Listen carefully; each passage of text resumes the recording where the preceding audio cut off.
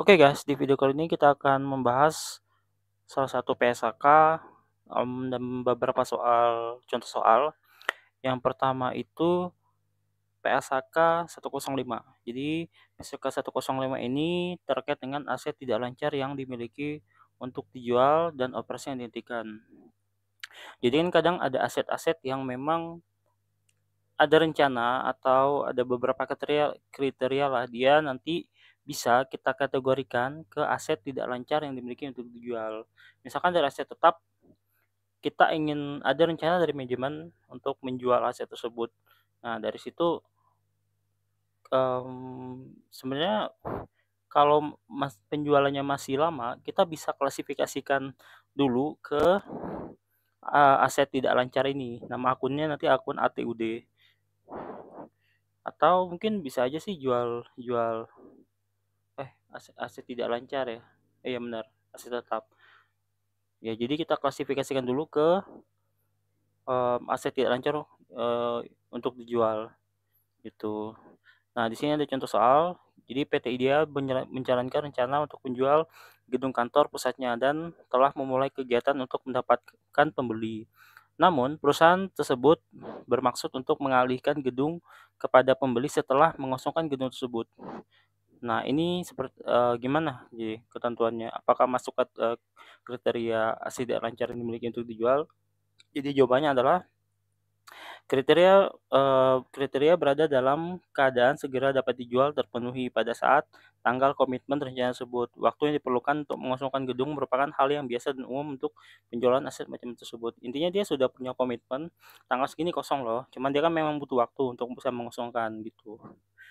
Nomor 2, PT IDEA menjalankan rencana untuk menjual gedung dan kantor pusatnya dan telah memulai kegiatan untuk mendapatkan pembeli. Namun, perusahaan tersebut akan terus menggunakan gedung tersebut sampai dengan selesai konstruksi gedung kantor pusat baru. Nah, perusahaan tidak berkeinginan untuk mengalihkan gedung tersebut kepada pembeli sampai dengan selesainya konstruksi gedung baru. Nah, kriteria berada dalam keadaan segera dapat dijual itu tidak terpenuhi, pada saat tanggal komitmen, karena dia ada penundaan waktu untuk pengalihan gedung.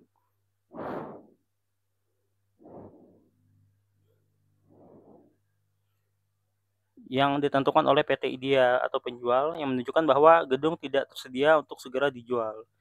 Jadi nggak jelas nih kapan ini, gedung ini bisa ready untuk dijual. Nah, kalau kita lihat di pembahasan PSAK, sebenarnya ada kriteria di PSAK 105 ini. Yang pertama kita harus lihat, untuk ketentuan PSAK ini dia nggak berlaku untuk tipe aset atau liabilitas berupa pajak tangguhan, imbalan kerja, instrumen keuangan, properti investasi dengan, model nilai wajar, terus agriculture, sama kontrak asuransi. Nah, ada 3 dasar untuk mengklasifikasikan sebagai, oh ini bisa nih, bisa kita dari aset aset tetap kita nanti klasifikasikan ke aset tidak lancar yang tersedia untuk dijual. Yang pertama adalah nilai dipulihkan melalui penjualan bukan pemakaian lanjut. Apa sih maksudnya? Contohnya gini, misalkan mesin produksi itu tidak bisa dipakai lagi. Nah, manajemen memutuskan untuk menjualnya. Nah, nilainya akan kembali lewat hasil jual, bukan dari produksi, gitu. Atau yang kedua, aset siap segera dijual dengan syarat normal, artinya ya tidak perlu perbaikan secara besar-besaran ya, mungkin minor-minor nggak apa-apa. Misalkan contohnya gedung kantor kosong bisa langsung dipasarkan. Kalau masih akan butuh renovasi yang sifatnya, besar-besar, itu kan berarti dia tidak tidak tersedia untuk dijual dalam dalam waktu dekat, ya karena dia ada mau renovasi, mau, izin perpanjangan dan, apa itu alasannya. Yang ketiga adalah penjualan sangat memungkinkan terjadi. Nah ini, ada kriterianya. Yang pertama, manajemen berkomitmen, terus harga penawaran sesuai nilai wajar kini, transaksi selesai kurang dari 1 tahun, terus tidak ada indikasi perubahan signifikan atau pembatalan rencana. Jika dibutuhkan persetujuan pemegang saham harus dianggap mungkin disetujui. Jadi, kalau bisa misalkan kita rencana mau ngejual di Oktober. Nah, rencana kita, ide-ide itu mungkin munculnya di Januari. Jadi di Januari itu kita kepikiran, "Oh pengen jual nih di Oktober." Nah di Januari itu sudah bisa kita akui aset tetap tidak jadi aset tetap lagi. Jadi nanti semua penyusutan dihentikan, habis dihentikan baru nanti mmm, balik ke akun, aset tidak lancar tersedia untuk dijual atau ATUD. Nah, ada beberapa kondisi khusus yaitu terkait dengan kalau misalkan, kalau yang dijual entitas anak atau subsidiari, semua aset atau liabilitas anak itu langsung masuk ke kategori. Misalkan gini, PT A punya PTB dan PT A itu mau jual 100% saham PTB. Maka semua aset dan liabilitas PTB itu ditampilkan sebagai aset atau liabilitas yang dikuasai untuk dijual gitu. Ya termasuk nanti kalau misalkan ada yang nomor 2 itu, kalau aset yang diperoleh memang untuk dijual kembali. Jadi bisa langsung masuk kategori ini asal syaratnya, terpenuhi. Minimumnya atau umumnya kurang dari 3 bulan deh. Contohnya, bank syariah misalkan menyita rumah dari nasabah yang gagal bayar dengan tujuan langsung dilelang. Rumah itu langsung diklasifikasikan nanti ke aset tidak lancar tersedia untuk dijual. Yang ketiga, kalau syarat apa nih, kriteria baru terpenuhi setelah periode pelaporan. Nah, ini kalau syarat baru terpenuhi setelah periode pelaporan, mungkin yang nanti melihat ke PSAK peristiwa setelah periode pelaporan ya. Nanti apakah perlu disesuaikan atau tidak. Nah, di sini dijelaskan bahwa ketika kita udah cut off di akhir tahun di 31 Desember dan misalkan tanggal, otorisasi terbit itu di tanggal 28 Februari. Nah, jarak antara Desember ke Februari ketika ada peristiwa yang memang signifikan dan menurut PSAK itu perlu disesuaikan, maka itu perlu disesuaikan. Tapi beda dengan yang kasus ini, ya menurut PSAK, lupa di PSAK periode setelah, pelaporan itu, dia setelah PSAK itu, ada, akun-akun yang tidak perlu kita sesuaikan. Nah termasuk ini, termasuk, ATUD ini, dia cukup diungkapkan saja oke, terus aset untuk dijual apa ini, oh aset untuk distribusi pemilik. Jadi gini, jadi aturannya ini sama seperti dijual yang harus segera tersedia dan sangat mungkin dilakukan. Contohnya apa? Misalkan perusahaan mau bagi bagi saham anak perusahaan ke pemegang saham induk. Nah, saham anak itu nanti masuk dikuasai untuk distribusi ke pemilik. Nah, itu contohnya. Terus yang kemudian ada namanya aset yang ditinggalkan. Jadi ini nggak bisa masuk ke klasifikasi untuk dikuasai atau masuk ke kategori PSAK ini, karena dia tidak ada rencana dijual, hanya ya udah dibiarin aja. Nah, tapi kalau misalkan aset itu bagian dari operasi yang dihentikan, contohnya apa? Contohnya misalkan ada, divisinya tutup atau ya operasinya memang dihentikan. Nah, hasil operasinya itu bisa kita laporkan ke bagian operasi yang dihentikan. Co Ya misalkan contohnya ya kalau punya pabrik tua di desa ditutup total karena misalkan nggak ekonomis, terus tidak dijual dan hanya memang ditinggalkan.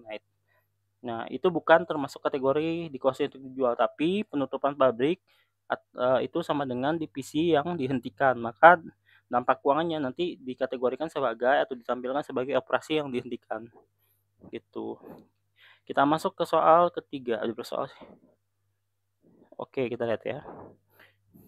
PT Solution menjalankan rencana untuk menjual fasilitas manufaktur beserta operasinya dan telah memulai kegiatan untuk mendapatkan kembali. Pada tanggal penjualan akan dialihkan kepada pembeli, terdapat pesanan pelanggan yang belum diselesaikan, akan tetapi perusahaan tetap menghasilkan fasilitas tersebut beserta pesanan pelanggan yang belum diselesaikan pada tanggal penjualan. Karena dia ada komitmen pada tanggal penjualan akan dialihkan ke pembeli, jadi jelas ya. Jadi ini masuk ke kategori terpenuhi untuk dikatakan aset tersedia untuk dijual. Nomor 4, PT Susun membuat rencana untuk menjual fasilitas manufaktur tanpa termasuk operasinya dan telah memulai langkah-langkah untuk mencari pembeli. Namun perusahaan berencana untuk tetap mengoperasikan fasilitas tersebut hingga semua aktivitas operasional fasilitas dihentikan, termasuk menyelesaikan pesanan pelanggan. Nah, ini dia tidak terpenuhi karena di sini pada tanggal komitmen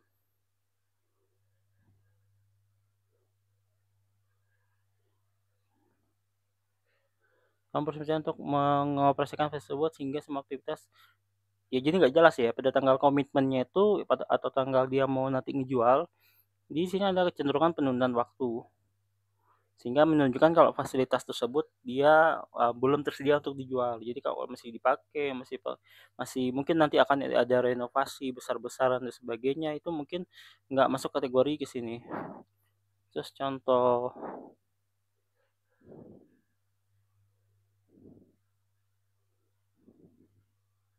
oke, contoh 5 nanti kita hitungan ada tersendiri. Contoh 5 itu adalah kasus elektrik yang bergerak di bidang pembangkit listrik, merencanakan untuk menjual kelompok lepasan yang menjadi bagian signifikan dari operasinya. Proses penjualan memerlukan persetujuan regulator yang dapat memperpanjang penyelesaian hingga lebih dari 1 tahun. Kegiatan tersebut tidak dapat dimulai saat pembeli diketahui dan komitmen pasti diperoleh. Namun diperkirakan komitmen terus kuat pembeli dapat tercapai dalam waktu 1 tahun. Di sini, pembahasannya bahwa dalam situasi di pengecualian persyaratan 1 tahun diperbolehkan karena memang memenuhi syarat yang pertama, ada pihak lain atau selain pembeli yang mempengaruhi kondisi pengalihan aset, sehingga ada memperpanjang waktu penyelesaian penjualan. Yang kedua adalah tindakan yang diperlukan untuk merespon kondisi tersebut belum dilakukan hingga komitmen pastinya pembeli. Yang ketiga, terdapat keyakinan kuat bahwa komitmen pembelian akan tercapai dalam 1 tahun, nantinya masih dalam batasnya. Itu masih masuk ke kategori ATUD. Nah, kemudian kasus 6, PT Relief berkomitmen untuk menjual fasilitas manufaktur dalam kondisi saat ini. Diklasifikasikan sebagai ATUD. Setelah komitmen pembelian tercapai, inspeksi oleh pembeli mengidentifikasi kerusakan lingkungan yang sebelumnya tidak diketahui. Jadi udah sepakat sebagai ETUD terus ternyata ada kerusakan lingkungan yang enggak diketahui. Nah, perbaikan diminta oleh pembeli untuk menyelesaikan transaksi yang dapat memperpanjang durasi penyelesaian penjualan lebih dari 1 tahun. Jadi efeknya itu kita nggak ngejual-jual aset tuh, karena dia harus ngebenerin dulu. Padahal udah diklasifikasikan sebagai ATUD. Namun PT Rel telah mencapai memulai langkah perbaikan dan yakin ini akan memuaskan pembeli. Nah, di sini ada pengecualian persyaratan 1 tahun dapat diterapkan karena situasi yang pertama, pembeli atau pihak eksternal mempengaruhi kondisi, yang kedua tindakan perbaikan memenuhi kondisi pengajuan sudah dimulai, yang ketiga ada komitmen untuk yang nanti yakin kalau perbaikan itu pasti akan selesai.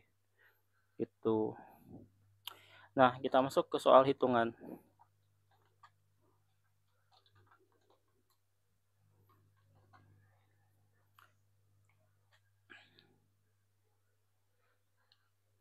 Jadi ada soal, jadi PT ABC dia memiliki gedung kantor yang diperoleh 1 Januari 2018 dengan perolehan 1 M, masa manfaat 10 tahun, metode garis lurus. Sampai dengan 31 Desember, nah kita lihat di 31 Desember 2022, akumulasi penyusutannya itu adalah 500 juta. Ya kita bagi aja kan.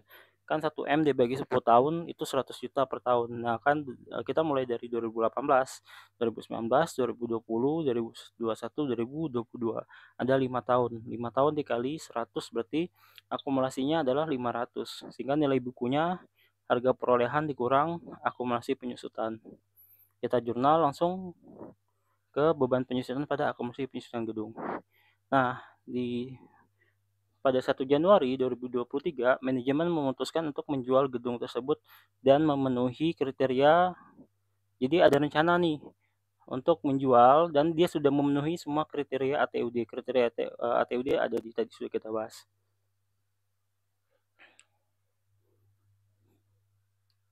Nah, kriteria ATUD itu kita sudah terpenuhi dan ini nilainya adalah, nah kita ingat ketika kita melakukan pengakuan terhadap aset tidak lancar untuk dijual, itu kita nggak pakai nilai tercatat, tapi menggunakan nilai yang namanya nilai wajar dikurang dengan, biaya untuk menjual. Jadi fair value minus cost to sell.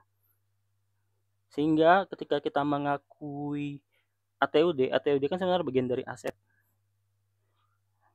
aset. Ketika kita mengakui, ATUD, debitnya itu adalah senilai dengan fair value tadi, 180 juta. Kemudian akumulasi penyusutannya kita reclass sebesar, akumulasi penyusutan kan jadi yang aset tetap ini kita tutup semua akun-akunnya. Akumulasinya kita tutup, aset tetapnya kita tutup karena kan aset tetap tadi normalnya debit terus kita kredit jadi nanti saldonya nol. Akumulasi penyusutan kan normalnya kredit terus kita debit nanti saldonya juga nol. Nah, selisihnya nanti adalah ke rugi penurunan nilai. Karena aset kita tuh sebenarnya 500 juta, tapi pasar melihatnya harga kita cuma 480 juta. Oke. Nah, ini kalau misalkan nanti mau dijual, tinggal nanti ya misalkan mau dijual, katakanlah 600 juta, misalkan, 500 berapa ya, misalkan 500 juta lah mau dijual. Nah, nanti tinggal jurnalnya debit adalah kas, misalkan kasnya 500 juta, kreditnya apa? Kreditnya ATUD kita reclass ke 480 juta. Selisihnya masuk ke mana? Selisihnya adalah keuntungan penjualan, misalkan, nah itu 20 juta. Kalau misalkan dijual, if ya.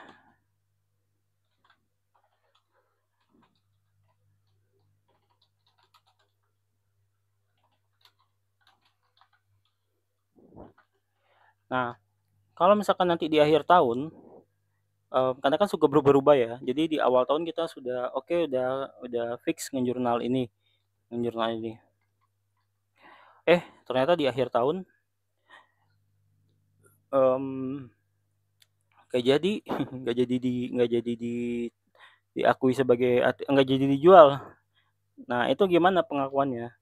Nah, langkah pertama adalah kita harus kita harus, membandingkan. Jadi kalau misalkan dia nggak jadi dijual, kita harus membandingkan yang pertama nilai tercatat dia, nilai tercatat ada 2 nih. Yang pertama, kita harus membandingkan nilai tercatat dengan recoverable amount, jadi nilai terpulihkan. Nah, nilai tercatat itu, ada 2 nih.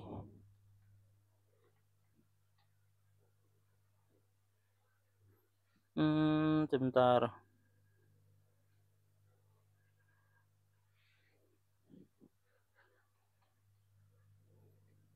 Oke, nilai tercatatnya gini, jadi,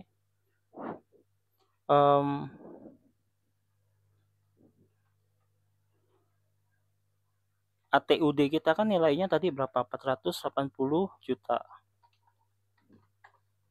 Oke, ini nilai tercatat. Nah, kita pertama lihat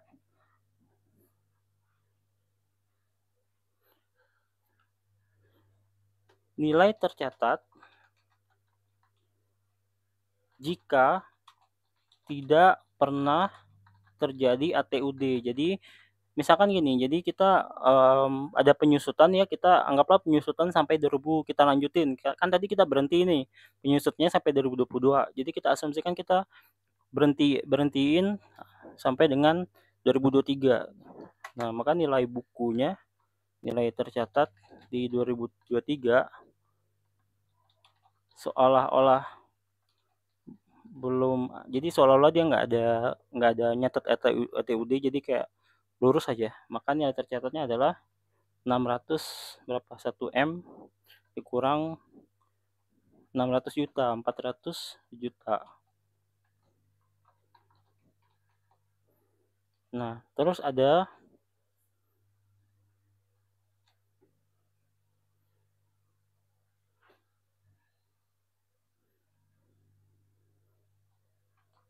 Yang ketiga adalah nilai terpulihkan atau recoverable amount, terpulihkan 460 juta misalkan. Ini given biasa dari soal. Nah, kita akan bandingkan nilai tercatat dengan yang pertama antara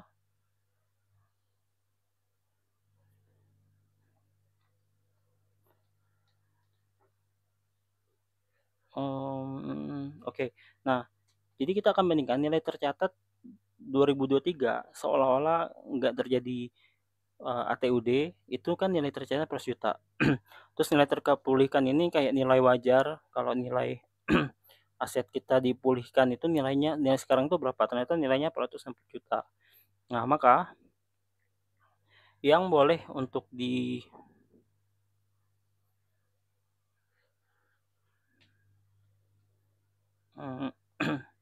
sebentar kita lihat ya di PSAK-nya.